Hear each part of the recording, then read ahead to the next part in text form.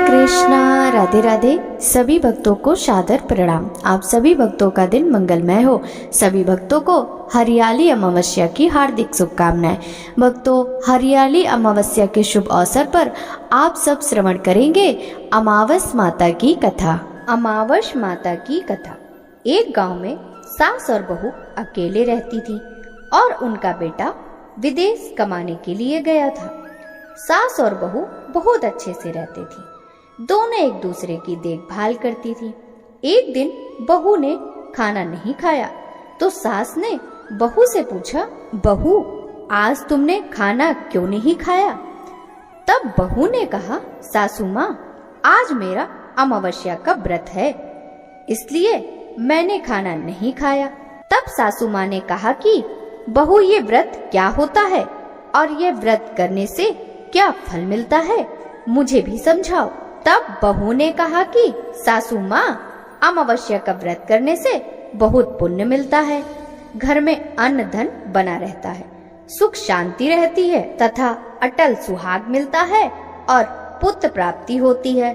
इस व्रत में प्रत्येक वर्ष अलग अलग खाना खाया जाता है और विष्णु भगवान के मंदिर में चढ़ावा चढ़ाया जाता है या फिर किसी ब्राह्मण को दान दिया जाता है। इस व्रत में पहले साल शक्कर, घी और चावल से बना खाना खाया जाता है। पहले साल व्रत पूर्ण होने के बाद 1.25 किलो चावल और 1 कटोरी घी तथा 1 कटोरी शक्कर का दान किसी ब्राह्मण को दिया जाता है। दूसरे साल जौ, घी और शक्कर से बना खाना खाया जाता है। जब दूसरे साल व्रत पूर्ण हो जाए तो 1 किलो जौ, 1 कटोरी घी और 1 कटोरी शक्कर किसी मंदिर में चढ़ाएं या फिर किसी ब्राह्मण को दान देना होता है। तीसरे साल गुड़, तिल और घी से बने व्यंजन खाने चाहिए। जब तीसरे साल व्रत पूर्ण हो जाए तो आधा किलो तिल, गुड़ तथा 1 कटोरी घी किसी मंदिर में चढ़ाया जाता है या फिर किसी ब्राह्मण को दान दिया जाता है। इसे ही अमावस्या व्रत कहा जाता है। फिर बहू ने कहा कि इस व्रत का अगर संकल्प लेते हैं तो इसे पूरा करना जरूरी होता है। अगर पूरा नहीं कर सकते तो घर में झगड़ा होता है और अशांति आती है। तब सासू ने कहा, मेरी तो उम्र हो गई है, लेकिन तुम यह व्रत करो। और बहू इस व्रत का आरंभ करती है। लेकिन एक दिन बहू ने किसी के कहने पर गेहूं से बनी रोटी खा ली और अमावस्या माता इस बात से नाराज हो गई। जो सास और बहू बहुत ही प्यार से रहती थी, इन दोनों में झगड़े होने लगे। सभी गांव वाले भी हैरान हो गए कि यह सब क्या हो रहा है। सास अपनी बहू से कहने लगी, तुम जब से हमारे घर में बहू बनकर आई हो तब से हमारे घर की लक्ष्मी चली गई। तुम हमारे लिए शुभ नहीं हो। तब बहू ने कहा कि आपके घर की लक्ष्मी चली गई है तो कहाँ मिलेगी, मुझे बताओ, मैं लक्ष्मी को लेकर आऊंगी। तब सासू ने कहा कि लक्ष्मी तुमको समुद्र के बीच में भगवान विष्णु के पैर दबाते हुए मिलेंगी। तब बहू यह कहकर चली जाती है कि अब जब तक मैं लक्ष्मी को लेकर नहीं आऊंगी तब तक इस घर में पैर नहीं रखूंगी। इतना कहकर बहू लक्ष्मी की खोज में निकल जाती है। जब बहू लक्ष्मी को खोजने के लिए निकलती है तब उसे बीच रास्ते में एक गाय माता मिलती हैं। वह बहू से पूछती हैं कि आप कहाँ जा रही हो? तब बहू ने कहा, हे गाय माता, मेरी सासू माँ मुझे कहती हैं कि मेरे आने से उनके घर में अन्न धन की कमी हो गई है और उनके घर की लक्ष्मी चली गई है, तो मैं लक्ष्मी को लेने जा रही हूँ। तब गाय माता ने कहा, हे बेटी, अगर तुम जा ही रही हो तो भगवान से मेरे बारे में भी पूछ लेना। तब बहू बोलती है कि ठीक है गाय माता, बताओ, आपके बारे में भी पूछ लूंगी। तब गाय माता बोलती हैं, मेरा जब भी बछड़ा होता है वह मर जाता है, जिंदा नहीं रहता। तुम भगवान से पूछ लेना कि मेरे साथ ऐसा क्यों हो रहा है, मैंने कौन से कर्म किए हैं। तब बहू बोली, गाय माता, मैं आपके बारे में जरूर पूछ लूंगी। यह कहकर बहू आगे बढ़ती है।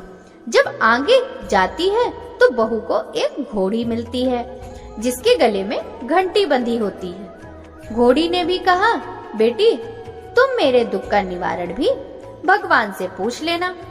तब बहू ने कहा, जरूर पूछ लूंगी। यह कहकर बहू आगे बढ़ती है। आगे जाते ही बहू को एक अंधा और बहरा बुजुर्ग मिलता है। वह भी बहू से अपनी समस्या भगवान से पूछने के लिए कहता है।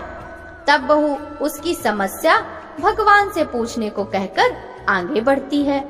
आगे जाते ही बहू को एक बूढ़ी औरत मिलती है जो हाथ और पैर दोनों से अपाहिज होती है। वह भी बहू से अपनी समस्या भगवान से पूछने के लिए कहती है। तब बहू उसकी समस्या को भी पूछने के लिए तैयार हो जाती है और आगे बढ़ती है। आगे जाते ही बहू थक जाती है और एक आम के पेड़ के नीचे बैठ जाती है। तब आम का पेड़ खुश होकर बहू से पूछता है कि बेटी तुम कहाँ से आ रही हो और कहाँ जा रही हो? तो बहू तब बताती है वह लक्ष्मी को लेने जा रही है। तब पेड़ भी अपनी समस्या भगवान से पूछने के लिए कहता है कि मेरे पेड़ पर लगे आम खट्टे ही होते हैं, इस बारे में भगवान से पूछ लेना। बहू उसकी समस्या लेकर आगे बढ़ती है। आगे जाते ही बहू को एक तलाई मिलती है।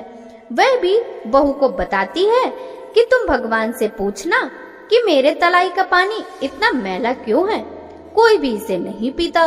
तब बहू कहती है, जरूर पूछ लूंगी, और आगे बढ़ती है।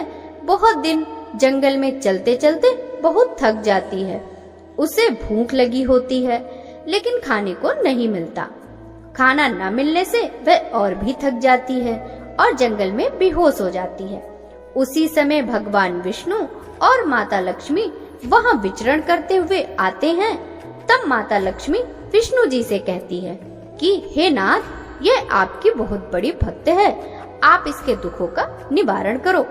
तब भगवान विष्णु कहते हैं कि इस संसार में बहुत जीव दुखी हैं, सभी अपने अपने कर्मों का फल भोग रहे हैं, किस किस के दुख का निवारण मैं करूं?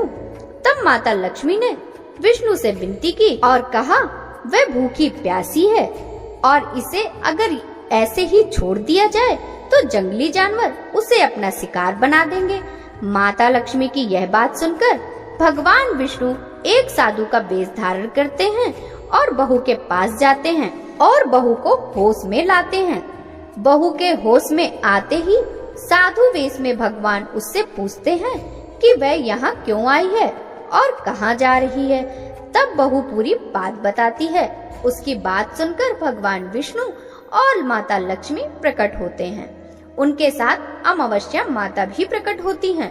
बहू उनके चरणों में गिरकर वंदन करती हैं। अमावस्या माता बहू को कहती हैं कि बेटी, तूने मेरे व्रत को खंडित किया, इसी की सजा मिली है तुम्हें, लेकिन अब मैं तुम्हें माफ करती हूँ और तुम घर को जाओ।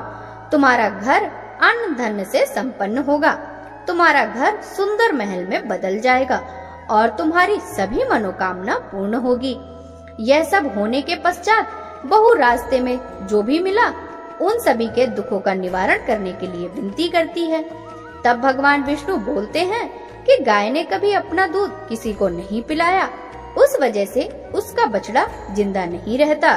तुम उसका दूध पी लेना, जिससे उसके बछड़ा जिंदा रहने लगेंगे। घोड़ी पिछले जन्म की आटा पीसने वाली महिला थी। वह किसी को आटा पीस के नहीं देती थी, इसीलिए उसके गले में चक्की के पाट बंधे हुए हैं। तुम उसके पाट खोल देना, वह बिल्कुल ठीक हो जाएगी। बुजुर्ग कभी भगवान के मंदिर नहीं गया और ना ही उसने कभी भगवान के भजन सुने। तुम उसको मंदिर ले जाना और दर्शन करवा देना, वह भी ठीक हो जाएगा। बुजुर्ग महिला जो थी उसने कभी अपनी जवानी में दान पुण्य नहीं किया, इसलिए उसे यह सजा मिली है। तुम उससे दान करवा देना तो उसकी विकलांगता दूर हो जाएगी। उस आम के पेड़ ने कभी किसी बच्चे को आम नहीं खाने दिए, इसलिए उसके सभी आम खट्टे होते हैं। तुम उस पेड़ का आम खा लेना, फिर उस पेड़ पर मीठे आम आएंगे। तलाई का पानी पिछले जन्म में देवरानी जेठानी था। वह हमेशा झगड़ती रहती थी, इसलिए उसका पानी मैला है। तुम उसका पानी पी लेना, उसकी तलाई भी शुद्ध हो जाएगी।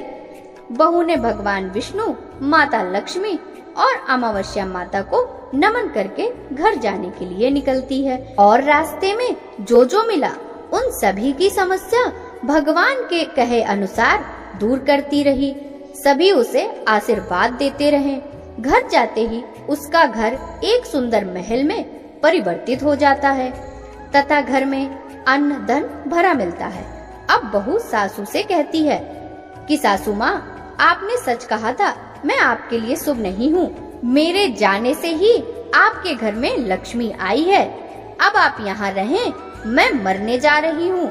तब सासू ने कहा कि बेटी, यह सब तुम्हारे अमावस्या व्रत का फल है जो हमें मिला है।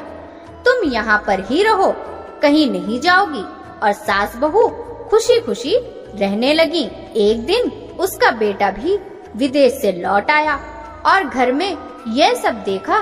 तब उसकी माँ ने सब बात उसे बताई। इस तरह वह लोग खुशी खुशी रहने लगे।